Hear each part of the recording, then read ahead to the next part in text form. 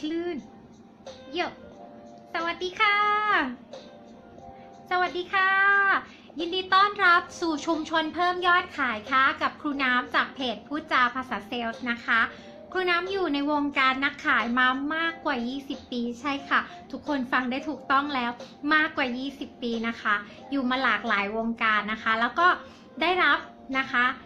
โอกาสดีๆในการไปช่วยเหลือให้หลายธุรกิจค่ะมีรายได้ที่เพิ่มมากขึ้นวันนี้ก็เลยอยากจะนำนะคะเทคนิคดีๆทางลัดทางด่วนมาฝากกับทุกคนที่อยู่ในชุมชนเพิ่มยอดขายในเพจพูดจาภาษาเซลส์นะคะให้ได้เอาเทคนิคดีๆไปใช้กันก่อนอื่นเลยค่ะใครในที่นี้นะคะรักงานขายติดแฮชแท็กทีมรักงานขายมาเลยค่ะ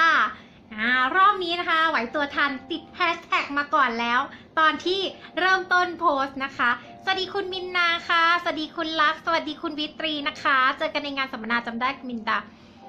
คุณธัญดานะคะสวัสดีคุณพุทธรักษาค่ะสวัสดีทุกคนค่ะคุณแม่นาโนคุณทิทารีสวัสดีค่ะนะคะติดแฮชแท็กทีมรักงานขายมาเลยค่ะวันนี้เรามีหัวข้อที่คิดว่าน่าสนใจมากๆและเหมาะกับลูกค้ายุคนี้มากลูกค้ายุคนี้เป็นลูกค้ายุคที่ไม่ค่อยฟังค่ะนะคะคุณการมาแล้วสวัสดีนะคะคุณการชื่อเฟซรับจองมาสด้านะคะนครปฐมและสารยาใครสนใจรถมาสด้าติดต่อคุณการให้ได้นะคะติดแฮชแท็กทีมรักงานขายมาแล้วด้วยขอบคุณค่ะติดแฮชแท็กทีมรักงานขายกันมาแล้วขอบคุณมากๆค่ะคุณหนูนะคะสาวแวงใช่ไหมนะคะติดแฮชแท็กทีมรักงานขายมาแล้วนะคะแน่นอนค่ะการออกบูธหรือว่าการที่เราไปพบลูกค้าเลยหรือว่าการที่เราแบบยังไงไปเจอลูกค้าที่งานต่างๆหรือบางทีเราไม่ได้ออกบูธหรอกแต่เราเป็นพนักงานที่ไปยืนอยู่ที่เคาน์เตอร์ประจำของเราหรือที่เรียกว่า PC แล้วเวลาเราไปอยู่ที่งานของเราเนี่ยเวลาลูกค้าเดินมาเดินผ่านปากเรามาเนี่ยนะคะเราก็พยายามทักทายไปนะแต่ลูกค้าไม่พูดด้วยค่ะอย่าว่าแต่ได้ตอบข้อโต้แย้งตามที่ได้ฝึกฝนกันมาหรืออย่าว่าแต่นะคะได้ใช้เทคนิคทักษะอะไรกันเลยเพราะลูกค้าไม่พูดด้วยเลยเราจะทำยังไงนะคะวันนี้มีเทคนิคให้ใบลองใช้กันดูนะคะแต่สุดท้ายค่ะในการไปออกบูธหรือไปอะไรก็ตามแต่นะคะแน่นอนค่ะการแย่งลูกค้าเป็นเรื่องจำเป็นดังนั้นนะคะเทคนิคจริงๆคือการแย่งลูกค้าจากธุรกิจอื่นให้มาฟังธุรกิจเราก่อนจะตัดสินใจก็สำคัญเหมือนกันนะคะเอาไว้ครั้งหน้าเนี่ยจะมาคุยให้ฟังเรื่องนี้ด้วยสวัสดีคุณนักกีตาร์นะคะเจอกันในงานคุณฤดีนาสวัสดีค่ะนะคะเจอกันหลายคนในงานนะคะก่อนอื่นค่ะเวลาที่เราพบลูกค้าค่ะสาเหตุหนึ่งที่ลูกค้าไม่คุยกับเรานะคะแน่นอนเรารู้อยู่แล้วว่าเขากลัวถูกขายถูกปะแต่เราก็ไม่รู้จะทำยังไงให้เขาหายกลัวเนาะก็เราคนขายเขาก็รู้อยู่ว่าเรามาขายของแต่มันจะมีหลายอย่างที่เรายิ่งทำลูกค้ายิ่งกลัวแล้วเขาจะยิ่งไม่พูดด้วยกับเราคือการทักทายหรือทำอะไรก็ไม่รู้แบบเดิมซ้ำๆที่ทำให้ลูกค้ารู้สึกว่าเนี่ยมาขายจริงด้วยมาขายอีกแล้วทำเหมือนเดิมหรือเปล่านะคะลูกค้ากลัวถูกขายใช่ค่ะอย่างที่คุณการพูดเลยนะคะแต่ความหวังพวกเรายังมีนะจ๊ะเพราะอะไรลูกค้ากลัวถูกขายค่ะแต่รักที่จะได้มาเป็นเจ้าของคุณพระเป็นคนสับสนเหมือนกันนะเนี่ยลูกค้าก็เป็นคนสับสนคนนึงนั่นแหละนะคะเราก็ต้องช่วยเขาโดยการอย่าทำอะไรตามที่เขาคาดคิดว่าเราจะทำมันสนุกตรงนี้ล่ะค่ะทีมรักงานขายของเราสวัสดีคุณนิดด้วยนะคะคุณนิดเป็นมาสเตอร์นะคะเรื่องการกู้เงินเนี่ยในแชทใครที่แนะนำคุณนิดก่อนใครที่ขายอสังหานะคะใครที่ขายรถยนต์หรือใครที่ขายของแล้วต้องไปช่วยลูกค้าทำไฟแนนซ์ด้วยติดต่อคุณนิดนะคะคุณนิดมีเทคนิคกู้ง่ายผ่อนสบายนะคะเพราะว่าเรานะขายเองก็ต้องช่วยลูกค้าให้เขากู้ผ่านด้วยนะคะขายไม่ได้ว่าเจ็บแล้วขายได้แต่ลูกค้ากู้ไม่ผ่านเนี่ยเจ็บกว่านะคะต้องคืนเงินจองด้วยนะคะต่อค่ะ ต่อด้วยเรื่องที่ว่าอย่าทำไปตามความคาดหวังที่เขากลัวอยู่แล้วว่าเนี่ยเดี๋ยวเราต้องทำแบบเนี้ยแล้วมันจะต้องเป็นแบบเนี้ยแล้วมันก็ใช่อย่างนี้จริงๆด้วยมันเป็นการไปตอกย้ำความกลัวระดับสูงสุดของลูกค้าดังนั้นเวลาที่เราอะค่ะต้องคอยจับตาดูค่ะว่าเราอะทำอะไรเหมือนกับที่ธุรกิจเดียวกันหรือเหมือนกับที่ลูกค้ากลัวหรือเปล่าเราต้องยอมรับอย่างดุษฎีว่าบางวงการก็ทำไว้เยอะนะคะบางวงการก็ทำไว้เยอะเราต้องดักทางลูกค้าให้ถูกค่ะการไปทักทายเขาซ้ำๆเช่นสวัสดีค่ะมีอะไรช่วยหรือเปล่าคะสวัสดีค่ะแจกฟรีค่ะแต่ในมือเป็นใบอะไรก็ไม่รู้น่ากลัวมากๆแบบนี้ค่ะมันจะทำให้นะคะลูกค้ายิ่งแบบเห็นมาเนี่ยรู้แล้วอยู่แล้วว่าเนี่ยเป็นคนขายต้องมาขายมาขายจริงๆด้วยแล้วเดี๋ยวต่อไปนี้จะต้องขายหนักมากจนแบบฉันไม่ได้กลับบ้านนะคะจนเดี๋ยวฉันจะต้องไม่ได้แบบพูดดีๆหรือทำไปตามแพลนของฉันที่ฉันวางแผนเอาไว้วันนี้วิธีการค่ะคือให้เราเปลี่ยนจากการทักทายหรือนะคะจากการที่เราแบบทำเหมือนเดิมใจความสำคัญของการทำให้ลูกค้าไม่กลัวคืออย่าทำไปตามที่ลูกค้าคิดว่าเราจะทำมันแต่ละธุรกิจเขาทำมาหลายแบบไม่เหมือนกันวันนี้เดี๋ยวยกตัวอย่างเช่น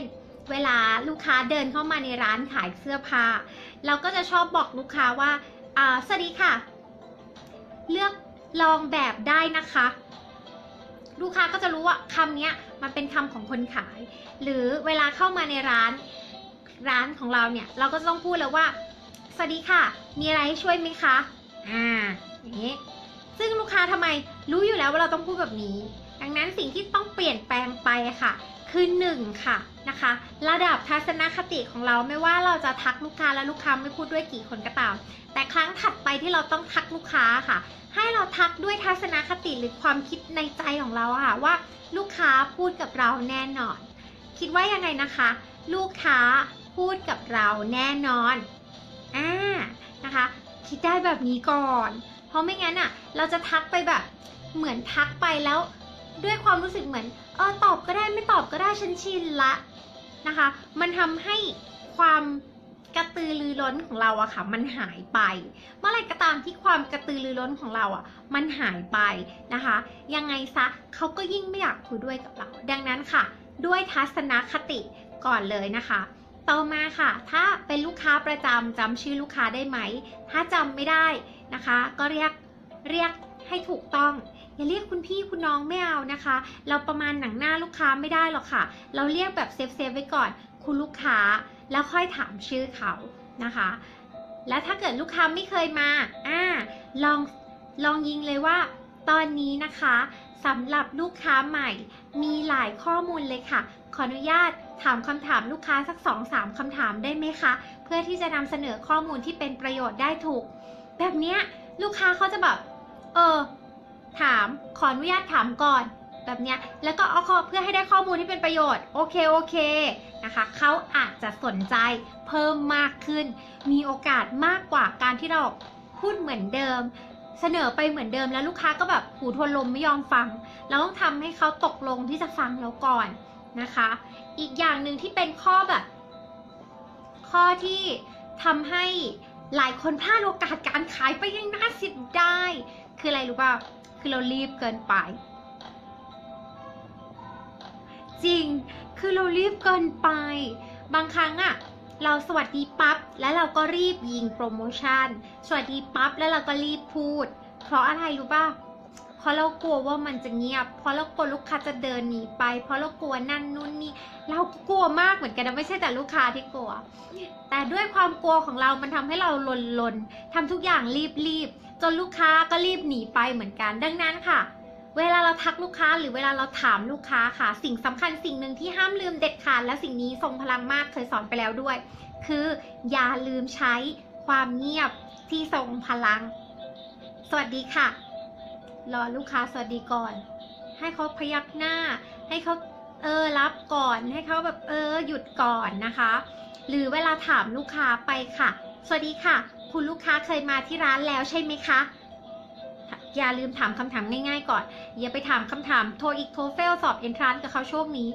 ตอนนี้มันจะยากเกินกว่าที่เขาจะตอบเพราะเขาไม่รู้จะตอบยังไงเขาไปเหมือนกันถามก่อนง่ายๆนี่แหละแต่ถามให้สร้างสรรค์ถามอะไรก็ได้ที่คิดว่าเขาตอบได้แน่นอนแล้วเขาอยากตอบชวนคุยเรื่องที่ลูกค้าอยากจะพูดความสนุกของลูกค้าค่ะคือการได้เมาส์กับใครสักคนอยู่แล้วมันเป็นธรรมชาติแต่ว่าอย่าให้มันเป็นเรื่องที่เขาถูกขายก็แล้วกันดังนั้นชวนคุยกับเขาให้ได้ก่อนแน่นอนค่ะเวลาเราพิชไปครั้งแรกเขาจะเงียบเพราะเขางงเขากำลังคิดไปวนมาอยู่ขายไม่ขายขายไม่ขายขายไม่ขายซ้ำไปซ้ำมาอยู่ดังนั้นค่ะถ้ามันเกิดอาการเงียบแล้วเขาก็ไม่คุยด้วยอีกแล้วเขาก็ปฏิเสธไม่ค่ะมาดูเฉยๆไม่ค่ะวันนี้ยังไม่ซื้อไม่ค่ะก็แวะมาเฉยๆแวะมานู่นนั่นนี่ถามเรื่องอื่นเลยค่ะอ๋อเหรอคะแล้ววันนี้แวะมาแถวนี้มาทำอะไรคะเป็นคำถามที่เขาจะตอบได้ไหมตอบได้มันง่ายมากเพราะว่าเขามาทำอะไรเขาต้องรู้แบบนี้ค่ะเพื่ออะไรเพื่อให้เขา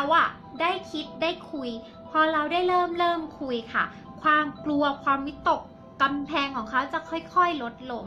จากนั้นค่ะเราค่อยๆให้เขาคุยมาเรื่อยๆทำนั่นทำนี่ไปค่ะจนกว่านะคะเราจะรู้ความต้องการและปัญหาของลูกค้าค่ะแบบนี้ก็จะช่วยให้เรามีโอกาสคุยกับลูกค้าเพิ่มมากขึ้นต่อมาค่ะสาเหตุที่ลูกค้าไม่คุยกับเราไม่ใช่เพราะเราไม่สวยเราทุกคนสวยค่ะไม่ใช่เราไม่หล่อเราทุกคนหล่อค่ะแต่เพราะเราเข้าไปเกินระยะปลอดภัยของลูกค้าเขาจะมีพื้นที่ส่วนตัวมีระยะปลอดภัยของเขาเมื่อไหร่ก็ตามที่ใครสักคนเข้าไปในระยะปลอดภัยของเขาแล้วพอเขาถอยแล้วก็ยังเดินเข้ามาอีกแน่นอนค่ะปฏิกิริยาเดียวที่เขาจะให้คุณได้ค่ะคือเดินหนีเพราะว่าเขารู้สึกไม่ปลอดภัยนะคะเรื่องของระยะปลอดภัยก็เคยสอนไว้แล้วเหมือนกันว่าจะเช็คอย่างไรต่อมาค่ะเวลาจะนำเสนอค่ะให้บอกไปเลยว่านะคะเรามีสิทธิ์อะไรที่จะมานำเสนอเรื่องนี้และเราสามารถช่วยเขาเรื่องอะไรได้บ้างแน่นอนค่ะบางคนมาถึงปั๊บเป็นที่ปรึกษาด้านความงามถูกป่ะก็บอกเขาไปเลยสวัสดีค่ะดิฉันเป็นที่ปรึกษามา10 ปีแล้วดิฉันช่วยให้ผู้คนมีความเชื่อมั่นที่มากขึ้นและมีบุคลิกภาพที่ดีขึ้นระหว่างความเชื่อมั่นกับบุคลิกภาพเนี่ยลูกค้าให้ความสำคัญกับเรื่องไหนมากกว่ากันคะให้เขาเลือกมาความเชื่อมั่นหรือบุคลิกภาพยินดีให้คำปรึกษานะคะบอกเขาว่าเขาจะได้อะไรและเรามีสิทธิ์อะไรในการที่จะมาแนะนำเขาเรียกว่าเกณฑ์ trust สร้างความเชื่อถือนะคะแบบนี้ก็จะทำให้เขาคุยกับเราและอีกอย่างหนึ่งที่เราต้องทำให้แตกต่างจากเดิมคือก่อนหน้านี้เราทำอะไรไม่รู้ทำให้ลูกค้าระแวงเราต้องทำไม่เหมือนเดิมนะคะเราต้องทำไม่เหมือนเดิมค่ะถ้าเราทำไม่เหมือนเดิมได้ค่ะเราจะทำให้ลูกค้าลดความกลัวลงนะคะต่อไปค่ะอย่าลืมค่ะอีกอย่างหนึ่งที่เหมือนทุกคนจะรู้อยู่แล้วแต่ทุกคนก็ยังมีคนทำผิดคือการอะไรทราบไหมคะการยิ้มค่ะแปลกเนอะพอสอนเรื่องความเงียบทรงพลังกับการยิ้มเหมือนจะง่ายมากแต่เอาเข้าจริงๆหลายคนทำไม่เป็นและทำไม่ถูกจังหวะค่ะเช่นยิ้มเดียวแต่ยิ้มแบบเหมือนพัดลมยิ้มแต่ว่าตามไม่ไปยิ้มแต่ไม่ได้อารมณ์ยิ้มแต่คนไม่รู้สึกว่าเรายิ้มแบบนี้ค่ะนะคะก็จะทำให้ลูกค้าไม่รู้สึกว่ายิ้มของเราพิเศษเราอุตส่าห์ยิ้มอย่างสวยให้ลูกค้าแล้วต้องให้ลูกค้ารับรู้ได้ด้วยค่ะว่ารอยยิ้มสุดพิเศษเนี้ยให้กับทุกๆคนค่ะต่อมาค่ะการเงียบและทิ้งจังหวะทุกครั้งที่ถามสำคัญมากระหว่างที่เงียบและทิ้งจังหวะถามยิ้มค่ะฝึกยิ้มหลายๆแบบนะคะอย่ายิ้มแบบเดียวตลอดเวลามันจะดูเกรงปากแล้วมันก็จะดูไม่เป็นธรรมชาติด้วยนะคะฝึกยิ้มหลายๆแบบก็ช่วยได้ต่อมาค่ะอีกเรื่องหนึ่งเลยคือตอนนี้ค่ะลักษณะของลูกค้าเปลี่ยนไป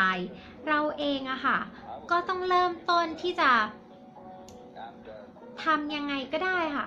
ให้ลูกค้าค่ะเขารู้สึกว่าเราพูดจริงเราพูดตรงเรารักษาสัญญาเช่นอะไรคะบางครั้งเนี่ยเราไปออกบูธแล้วบอกแจกฟรีแจกฟรีแจกฟรีลูกค้ากล้ารับไหมไม่กล้าบางทีไม่กล้าด้วยซ้ำบอกให้เดินมาเนี่ยเอาใบเสร็จอะไรก็ได้มารับของฟรีเรายังไม่กล้าเข้าไปเลยเพราะเรากลัวว่าเดี๋ยวเข้าไปแล้วจะต้องโดนขายแบบหนักมากแล้วมันเสียเวลาเราก็ไม่เอาแบบนี้ค่ะเพราะงั้นทำยังไงล่ะขายคูปองบอกไปเลยค่ะว่าคูปองเนี้ยคุ้มค่ามากไม่ต้องไปบอกเขาฟรีบอกเขาฟรีเขาไม่เชื่อแล้วค่ะแต่เป็นคูปองให้เขาต้องทำอะไรเพื่อแลกมานะคะเพื่อให้ต้องแบบให้เขาทุ่มเทเพื่อแลกมาเช่นให้เขาแชร์ใน Facebook ให้เขาโพสต์ต่อหน้าเราให้เขาแบบพอมันต้องเสียหยาดเหงื่อแรงงานสักหน่อยแล้วได้ของฟรีอะค่ะลูกค้าจะมีความรู้สึกโหฉันต้องแย่งชิงฉันต้องอยากมีอยากเป็นอยากได้บางครั้งทุกอย่างมันง่ายเกินไปจนเขาระแวงค่ะมันทำให้เขาอะไม่ยอมพูดกับเราแต่ถ้าเกิดว่าวันนี้ค่ะเราเปลี่ยนวิธีให้เขาลงทุนให้เขาแบบทำพยายามแบบไม่ให้หรืออะไรก็ตามแต่ค่ะยื้อไว้แล้วเขาต้องแบบมานั่งเช็คอินตรงหน้ามานั่งโพสต์รูปตรงหน้าเพื่อจะรับคูปองนี้เชื่อไหมคะอัตราการรับคูปองอะค่ะของลูกค้าจะเยอะขึ้นแล้วลูกค้าค่ะก็จะ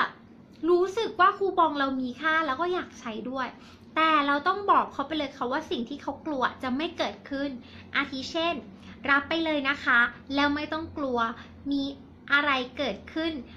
หลังจากนี้จะมีอะไรเกิดขึ้นบ้างแจ้งเข้าไปเช่นยื่นใบนี้ให้กับพนักงานค่ะพนักงานจะไม่ถามอะไรใดๆทั้งสิ้นยกเว้นสภาพผิวกับอาการแพ้ต่างๆเขาจะพาคุณไปทำเสร็จปั๊บจะมีคนเดินมาถามคุณว่าการทำเนี้ยคุณให้กี่คะแนนแล้วก็คุยกับคุณไม่เกิน5นาทีเท่านั้นหลังจากนั้นค่ะคือเสร็จแล้วจบเขาจะไม่ทำให้คุณเสียเวลาไปมากกว่านี้หลังจากทำทรีทเมนต์ใช้คูปองได้เลยนะคะใช้คูปองอย่างสบายใจได้เลยนะคะลูกค้าแบบนี้ค่ะบอกเขาไปเลยว่าจะเกิดอะไรขึ้นบ้างเพราะอะไรทุกคนคิดไปต่างๆนานาอุ้ยคูปองฟรีมันต้องมีอะไรแน่ๆเลยคูปองฟรีมันต้องนู่นนั่นนี่มันต้องไม่ใช่หรอกคนเดี๋ยวนี้คนไม่เชื่อว่าของฟรีก็คือฟรีซึ่งมันก็ไม่ได้มีจริงๆถูกปะดังนั้นค่ะอย่าไปลวงยิ่งลวงเขายิ่งกลัวตรงๆกับเขาไปเลยค่ะแล้วอย่าไปง้องอนมากบางครั้งอะเราง้องอนเขามากอะจนเขาแบบวิ่งหนีอะมันเหมือนผู้ชายอะค่ะถ้าไปวิ่งตามเขามากเขาก็ไม่มาแต่ว่าถ้าเราอยู่นิ่งๆค่ะแต่ว่าให้ถูกวิธีเขาจะมาเองลูกค้าก็เหมือนกันจ้ะนี่คือเทคนิคนะคะดังนั้นเมื่อก่อนเคยทำอะไรตอนนี้ค่ะให้ทำให้แตกต่างความสร้างสรรค์ช่วยได้ทีมรักงานขายของเราเนี่ยแหละค่ะเป็นงานที่แบบสนุกที่สุดแล้วเพราะว่าเราได้ใช้ความสร้างสรรค์ตลอดเวลามุกใหม่ๆที่เราเคย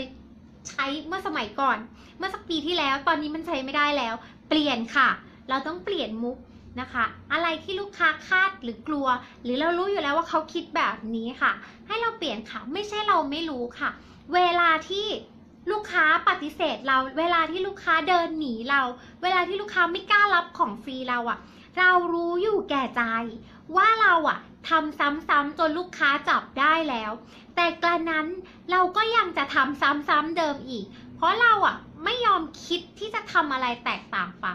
คุณลองคิดดูว่าถ้าคุณทำเหมือนเดิมวันนี้ทุกวันที่คุณไปออกบูธอะคุณก็ได้แต่นั่งเบื่อนั่งเล่นโทรศัพท์คุณก็นั่งรอให้มันหมดวันไปเพราะคุณรู้ว่าวิ่งตามลูกค้าไปลูกค้าก็ไม่พูดกับคุณแล้วคุณก็ยังไม่ทำใหม่อีกเหรอ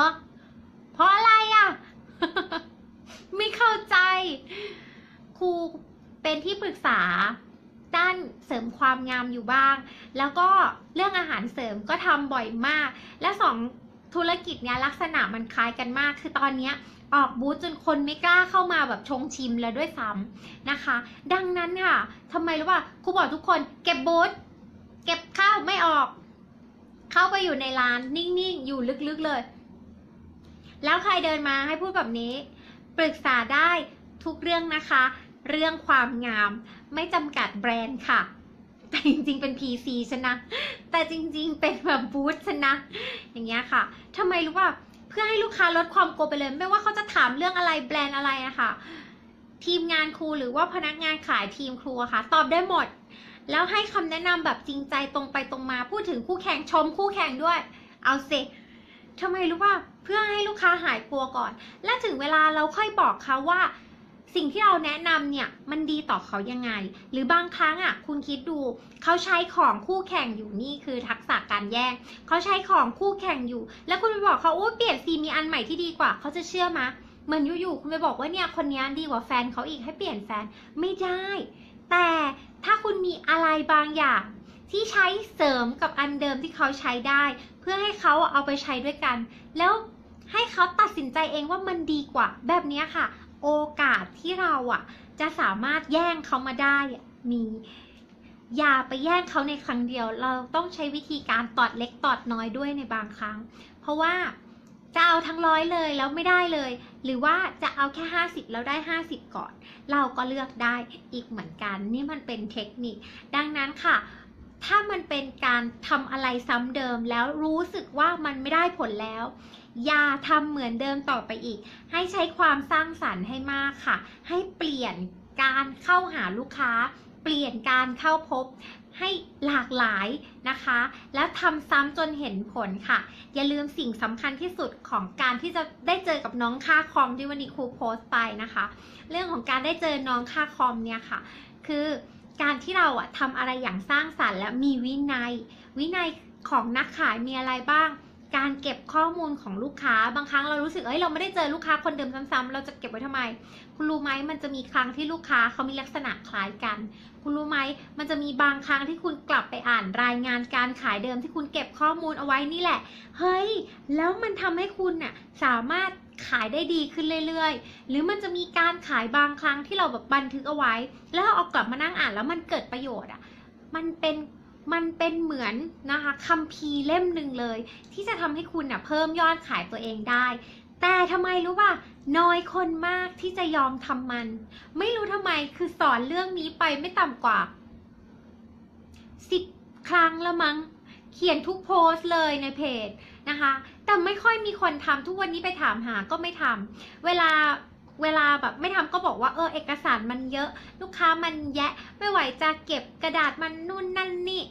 ก็สอนด้วยนะว่ามีระบบอะไรบ้างไปดูระบบ1 2 3 4เนี่ยระบบพวกนี้มันช่วยให้เราเก็บข้อมูลเป็นระเบียบมากขึ้นสมัยก่อนไม่มีคุณครูใช้แฟ้มแขวนนะคะแฟ้มแบบกลางออกเป็นใหญ่ๆแล้วแขวนค่ะแขวนเดี๋ยวนี้ค่ะมือถือก็มีนะคะระบบก็มีซื้อไปบางอย่างมันเป็นการลงทุนตอนเราไปเที่ยวเท่าไหร่เท่ากันตอนที่จะลงทุนเพื่อให้งานเรามันขายดีขึ้นได้ค่าคอมมากขึ้นไม่ค่อยกระเด็นหรอกไม่รู้ทำไมนะคะลองดูค่ะนะคะเหล่านี้จะทำให้ลูกค้าพูดกับเราเพิ่มมากขึ้นมีอะไรอีก มีคำถามอะไรอีกเดี๋ยวไถคำถามดูก่อนวันนี้ว่าจะมาเคลียร์อินบ็อกซ์แต่มันเคลียร์ไม่หมดสักทีทำใจได้แล้วเดี๋ยวตอบไปเรื่อยๆมันก็ครบเองตอบวนไปสักปีหนึ่งเดี๋ยวก็ครบเองวันนี้ตั้ง27แชร์ขอบคุณทุกคนมากๆค่ะที่ช่วยแชร์นะคะเดี๋ยววันนี้ไล่ดูซิว่ามีเมนอะไรยังไม่ตอบปั๊บเหรอมันซ้อนกันขอโทษค่ะ พยายามจะกดไล่ดูความคิดเห็นแต่มันกดไม่ได้ทำไงยิ่งไม่เก่งคอมอยู่นี่คือฝึกใช้มือถือตอนที่เริ่มทำเพจแล้วตอนนี้ก็แบบว่าสามารถโพสในมือถือด้วยตัวเองได้นี่ก็ปลื้มใจกับอายุของตัวเองมากนะคะวันนี้มีทีมรักงานขายมาอยู่ด้วยกันหลายคนเลยนะคะดีใจล่าสุดโพสต์เรื่องน้องค่าคอมไปแหละใครยังไม่ได้แชร์โพสต์นี้เก็บเอาไว้เป็นมงคลแชร์ไว้นะจ๊ะเรื่องน้องค่าคอมนี่ก็เหมือนกันอยากคุยแหละเรื่องน้องค่าคอมเนี่ยน้องค่าคอมเขาฝากมาบอกว่านะคะถ้าอยากเจอน้องค่าคอมทุกเดือนค่ะให้คิดถึงน้องค่าคอมให้น้อยและคิดถึงลูกค้าให้มากค่ะเราก็จะได้เจอกับน้องค่าคอมเองนะคะมีคำถามมันขึ้นมาพอดีเท่าที่เห็นก่อนนะมันเปิดย้อนไม่ได้คุณฟ้าขาวใช่ป่ะสรยุทธครูน้ำครับคุยติดต่อราชการเช่นนายกปลัดผู้อำนวยการกองการศึกษาเราควรระวังคำพูดอะไรครับ จริงๆจริงๆท่านลูกค้าพวกนี้นะคะเขาเป็นลูกค้าสำหรับครูนะครูจะไม่ทำตัวเล็กลงเพื่อคุยกับลูกค้าใหญ่โตมากขึ้นยิ่งลูกค้าแบบเป็นคนที่มีเกียรติอะค่ะเรายิ่งต้องเป็นคนหนึ่งที่มีเกียรติอะค่ะการที่เราจะต้องมานั่งแบบกระมิดกระเมียนระมัดระวังคำพูดอะไรพวกนี้ค่ะก็สำหรับครูนะไม่มีค่ะยกเว้นการคุยเรื่องการเมืองหรือการคุยเรื่องที่ทำงานหรือการคุยเรื่องที่พาดพิงถึงกฎระเบียบกติกามารยาทยกเว้นลูกค้าเริ่มคุยกับเราก่อนนะคะแบบนั้นนะคะที่ควรจะระวังแต่อย่างอื่นค่ะถ้าไม่ทราบชื่อเรียกท่านลูกค้าไว้ก่อนแล้วพอทราบชื่อก็เรียกคุณแล้วตามด้วยชื่อหรือเรียกท่านแล้วตามด้วยชื่อนะคะดูระดับตำแหน่งกว่าเขาจะสอบราชการมาได้นะเขาลำบากแล้วก็ต้องให้เกียรติเขานิดนึงระวังเรื่องการเรียกระวังเรื่องการคุยเรื่องการเมืองและเรื่องที่พาดพิงกับกฎระเบียบต่างๆของราชการค่ะอย่างอื่นไม่มีอะไรค่ะเราค่ะเป็นผู้ให้กับผู้ใหญ่กับราชการกับระดับไหนก็ตามสิ่งที่เราขายมีคุณค่าบริการที่เราให้มีคุณค่าค่ะเราคือผู้ให้ค่ะนะคะคุณดามสิริวงศ์บอกหน้าฝนลูกค้าลดลงมากเลยทำไงดีครับตลาดรถยนต์จริงๆหน้าฝนไม่เกี่ยวลองคิดถึงตัวเราเองดิเวลาหน้าฝนเราก็ต้องกินต้องใช้นะคะโปรโมทลงไปหรือว่าให้ความรู้ลูกค้าก็ได้ค่ะลองลดต้องลองตอนฝนตกจะดีที่สุดเพราะอะไรประสิทธิภาพต่างๆที่เราไม่เคยรู้ตอนที่มันเปียกน้ำเนี่ยถ้าเราไปลองตอนที่ถนนดีที่สุดน่ะเราจะไม่รู้ว่ารถยนต์เนี่ยมันขับดีขนาดไหนหรืออะไรแบบนี้ค่ะลองทำโปรโมชั่นดูเช่นโปรโมชั่นรับหน้าฝน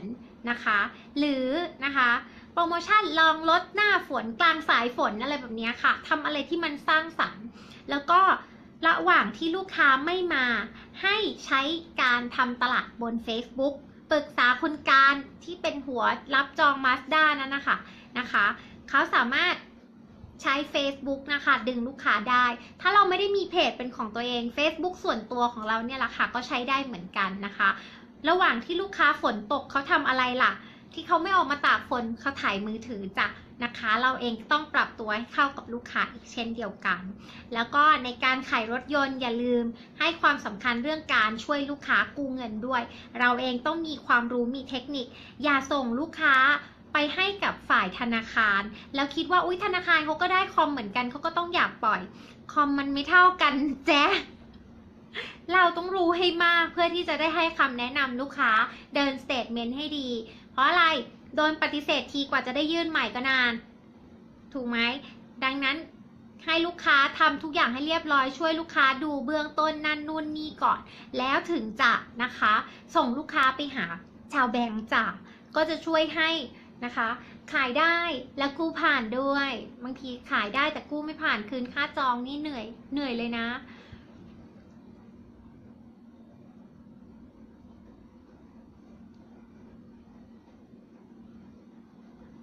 ขายน้ำชีวภาพปรับน้ำเสียใส่ตู้ปลาหรือบ่อกุ้งที่เขาเลี้ยงแบบกุ้งเอาไว้กินแบบอย่างนี้ใช่ไหม หรือแบบกุ้งสวยๆแต่ตู้ปลาในตู้ปลาสวยๆใช่ไหมไม่ต้องขายน้ำชีวภาพนี่ขายคุณภาพของกุ้งที่เขาจะได้กับขายอีปลาเล็กปลาน้อยที่มันอยู่อย่างมีความสุขและสุขภาพดีงามแล้วมันสวยงามแล้วมันนำโชค whateverคุยกับลูกค้าว่าเขาเลี้ยงทำไมแล้วก็บอกเขาไปตามนั้นคุณจิตนาสวัสดีค่ะเห็นไหมคุณการยืนยันบอกว่าขายดีอยู่ค่ะคอนเฟิร์มรถยนต์คุณฟ้าค่ะบอกชอบ Mazda 3คุณนิดวันหลังต้องมาไลฟ์ให้คำแนะนำเรื่องแบบความรู้ในการเดินบัญชีให้กับเซลล์ไปแนะนำลูกค้าอีกทีนึงเนาะเดี๋ยวว่าหลังเรานัดไลฟ์กันเนาะคุณนิดเป็นมาสเตอร์ในทีมวิทยากรของครูนะคะโดนฉกตัวไปแล้วแต่ก็เดี๋ยวจะแย่งกลับมาเอาไว้ให้มาช่วยเพื่อนๆทีมนักขายด้วยขายของชำที่บ้านมี3ร้านติดกันจะเรียกลูกค้ายังไงคะขายของชำมาสนุกนะจริงๆแล้วยิ่งถ้ามีเซเว่นอยู่ใกล้ๆจะสนุกมาก ครูเป็นคนชอบคู่แข่งหรือว่าคู่แข่งมีไว้ให้เราชนะนะจ๊ะเพราะอะไรทำที่ไม่เหมือนคนอื่นค่ะ พยายามหาอะไรสนุกที่องค์กรอื่นๆที่เขาปรับตัวเร็วๆทำไม่ทันตอนนี้เซเว่นรับบัตรเครดิตแล้วนะทุกคนถ้าซื้อเกิน300 บาทรูดได้แล้วรู้ยังเพราะงั้นเนี่ยตอนนี้ในบรรดาบริการต่างๆหรือสินค้าอาหารสดนั่นนู่นนี่บางทีเราชนตรงๆไม่ได้แต่เรามีหลายอันค่ะที่นะคะลูกค้าค่ะสามารถที่จะมาที่ร้านชำของเราได้เช่นสินค้าแบ่งขายเซเว่นไม่มีสินค้าบางอย่างที่เซเว่นไม่มีหรือเซเว่นเนี่ยกว่าจะทำเรื่องจัดซื้อนั่นนู่นนี่วิ่งนานมีอะไรบ้างที่มันออกใหม่เราเห็นในโฆษณารีบฉกมาขายที่ร้านมีเกมสนุกมีการจำลูกค้าได้มีการคุยกับลูกค้ามีการสนิทกับลูกค้าแล้วเราของร้านชำที่เจ้าของอยู่เองบริการดีกว่าเซเว่นแน่นอนคอนเฟิร์มแล้วคอนเฟิร์มอีกคอนเฟิร์มให้นะคะเพราะอะไรเซเว่นเนี่ยเปลี่ยนพนักงานเนี่ยอย่างกับแบบเปลี่ยนเสื้อมันไม่มีทางคือเขาไม่มีทางดูแลลูกค้าได้ดีเหมือนร้านชำดังนั้นค่ะเสน่ห์ของร้านชำคือความเป็นมิตรเสน่ห์ของร้านชำคือการปรับตัวเร็วคือการมีอะไรสนุกให้คนเดินคือความแบบไม่เขินเวลาเข้าไปนะคะร้านนวดหน้าจะเรียกลูกค้าอย่างไรดีคะเรียกลูกค้ายังไงร้านนวดหน้าเหรอคะจริงๆคนหาที่นวดหน้านะแต่เวลาที่เราแบบเปิดเข้าไปแล้วหรือว่าเวลาที่เราเข้าไปดูแล้วค่ะร้านจะเหมือนกับไม่ค่อยสะดวกที่จะทำหรือนะคะแพ็กเกจที่มีค่ะเดี๋ยวนี้เขาก็จะเน้นขายแบบแพ็กเยอะไปเลยหรือบางทีถูกก็ถูกไปเลยถูกจนไม่กล้าทำนะคะดังนั้นนะคะร้านนวดหน้าเน้นว่าทำแล้วผลลัพธ์จะเป็นยังไงเน้นผลลัพธ์เน้นความมั่นใจความรู้สึกดีหลังทำเน้นคุณค่าที่ลูกค้าจะได้รับหลังการนวดหน้าถ้ามีเวลานะคะสมมุติใครมาด้อมมองหน้าร้านค่ะพยักหน้าแล้วเชิญเขาเข้ามาไม่ต้องเปิดประตูไปเรียกเขาไม่ต้องเปิดประตูไปเรียกเขานะคะพยักหน้าค่ะอย่างสุภาพนะคะยิ้มให้อย่างเป็นมิตรค่ะแล้วทำมือเชิญเขาเข้ามาในร้านค่ะให้เขาเดินเข้ามาหาเราเองนะคะมันจะมีคนที่กล้าเข้ากับคนที่ไม่กล้าเข้าไม่เป็นไรนะคะเพราะเมื่อเราเปิดประตูไปเขาก็เดินหนีอยู่ดีแล้วก็อย่าลืมค่ะเวลานำเสนอแบบที่ครูบอกนะคะครูครับเวลาพรีเซนต์เสนอสินค้าเรามีประโยคเด็ดๆในการปิดการขายใหม่ใน3 วินาทีแล้วหัวเราะมาด้วยเหมือนจะรู้ตัว นำเสนอคุณค่าที่เขาจะได้รับแค่นี้3 วิมันทำอะไรไม่ได้มากกว่านี้ถ้าจะต้องทำสั้นๆนะคะทำไมถึงต้องซื้อกับเราคุณค่าที่เราให้เขาที่คนอื่นเขาให้ไม่ได้ถ้าบอกคุณค่านี้ได้ผ่านนะคะเรื่องใต้โต๊ะเราไม่คุยกันบนจอนะจ๊ะ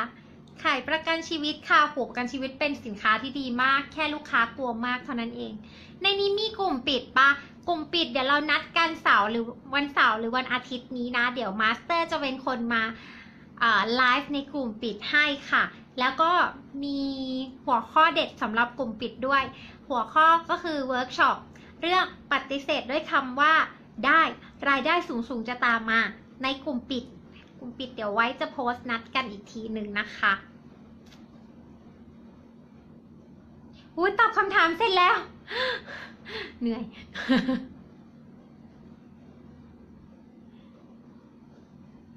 กลุ่มปิดสำหรับคนที่เข้ามาเรียนกลุ่มปิดสำหรับคนที่เข้ามาเรียนใน5 เทคนิคลับถ้าเกิดว่ายังไม่ได้เข้ากลุ่มปิดจะมี2 กลุ่มแยกกันนะคะกลุ่มที่เป็นลูกศิษย์ที่เข้ามาเรียนสัมมนาเมื่อวันอาทิตย์ที่ผ่านมา5 เทคนิคลับสนุกมากใครไม่ได้ไปเสียดายแทนนะคะสนุกมากนะคะกลุ่มปิดนั้นนะคะก็ไปทักในไลน์กลุ่มปิดอันนั้น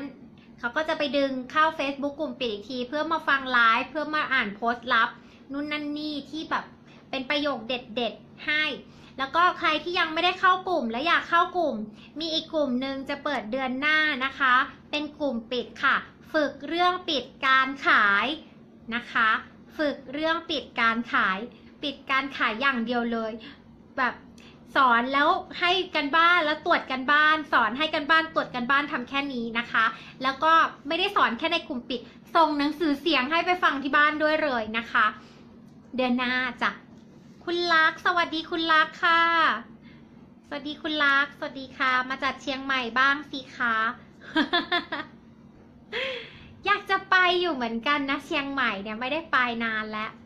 เดี๋ยวไว้ต้องรวบรวมคนมาสักจำนวนหนึ่งก่อนค่ะคุณลักษณ์รวมได้สัก10 คนแล้วเดี๋ยวครูมาหาทางนี้อีก10 คนแล้วเดี๋ยวจัดให้เลยนะคะเดี๋ยวจัดให้เลยคุณเอกสวัสดีค่ะคุณเอกไปไหนมาวันนี้มาจ้า แต่ก็ขอบคุณมากเลยแค่คุณเอกมาทักทันก็ดีใจแล้วเหมือนเคยเจอกันทุกไลฟ์นะคุณเอกต้องมาต่อเนื่องนะคุณเอกเป็นลูกศิษย์คนหนึ่งที่ครูเนี่ยคาดหวังจะเห็นการเติบโตนะคะออกมาจากตำราแล้วลงมาทำจริงเยอะๆเลยนะคะปีหน้าปี63จะได้เจอกันใน Master Trainer นะคะคุณรักอยากไปเชียงใหม่มีลูกศิษย์เชียงใหม่บ้างไหมเนี่ยแต่เชียงใหม่เขาก็บินมาเรียนกรุงเทพกันนะคะแล้วก็บินกลับแล้วก็บอกว่าคุ้มมากนะคะบอกเลยสัมมนาครูเนี่ยไม่ว่าจะอยู่ตรงไหนของมุมโลกบินกลับมาเรียนเถอะมันคุ้มมากเวลาบอกว่าคุ้มคือคุ้มเนี่ยไม่ค่อยเชื่อแล้วเป็นยังไงเดี๋ยวสัมมนาอีก3 ครั้งที่เหลือเนี่ยเป็นเวิร์กช็อปหมดหลักหมื่นหมดแล้วนะจ๊ะจะมาเจอกันหลักพันแบบที่ต้นปีเนี่ยไม่มีแล้วเนี่ยแล้วก็จะมาแบบครู เจอกันอีกทีปีหน้าสัมมนาใหญ่วันนี้เพิ่งออกตลาดวันแรกขายได้ด้วยดีใจมากโอ้คุณรักเก่งอยู่แล้วนะคะขายได้อยู่แล้วแน่นอนขายทันก็แล้วกันพวกเราทีมรักงานขายยังไงเราก็ต้องขายดีแล้วก็ได้เจอกับน้องค่าคอมทุกวันอยู่แล้วแน่นอนนะคะใครในนี้ยังไม่ได้แชร์โพสต์ค่าคอมที่เป็นอัลบั้มค่าคอมน้องค่าคอมนะคะอย่าลืมไปแชร์เป็นมงคลมากโพสต์นั้นเพื่อจะได้เจอกับค่าคอมบ่อยๆวันนี้ครูขอบคุณทุกๆคนมากนะคะที่อยู่ร่วมกันในโพสต์นี้ค่ะขายเท่ากับให้เท่ากับรวยถ้าเราเชื่อเหมือนกันค่ะมาเจอกันในงานสัมมนานะคะสวัสดีค่ะสวัสดีทุกคนค่ะวันนี้ตอบคำถามเสร็จด้วยดีใจ